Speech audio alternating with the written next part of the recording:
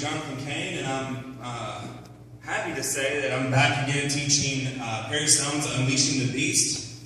This is going to be an in-depth look into prophecy and current events, and the only way that I know to really sell you on my class is kind of give you a nugget. Everybody say nugget. Nugget.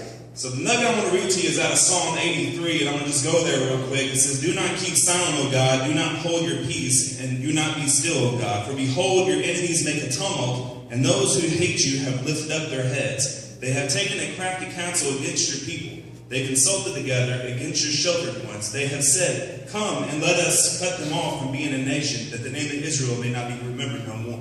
Now, this was written by a gentleman by the name of Asaph, but this is true today as far as what's going on as Bible prophecy stands. He goes on to list the confederacy of nations that came against Israel back in the time of Assyria. And once again, we see these same nations coming together to come against Israel. One of the nations that stood on the floor of the UN and said, "We need to crush Israel, wipe them off the map to where the history books don't even remember them being a nation." We're seeing the same thing that happened then happen again now. It's also funny, how many of y'all keep up with the news? This class has a lot to do with current events. It will help you understand better what's going on with current events. Take, for instance, how many of y'all have watched the fall of Egypt and Libya over the last couple of years? When the Antichrist comes on the scene, the first three countries, the first three nations that fall to the Antichrist are Libya, Ethiopia, and Egypt.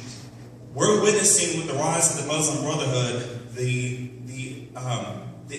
open invitation for the Antichrist to come onto the stage. I don't believe he's here now, but what's happening is the waters are being prepared for him to come onto the scene and step into his reign of power. So you all might be saying now, "Well, I'm scared to death. I don't want to come to your class."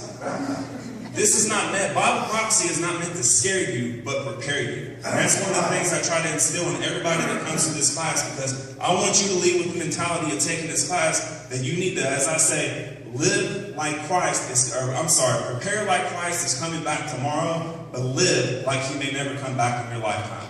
So I invite you, if you have a heart for prophecy, or you just trying to make sense out of these, current events and things that are going on in this world right now, to come and join us Wednesday night, 6 o'clock. We'd be happy to see you there. Thank you.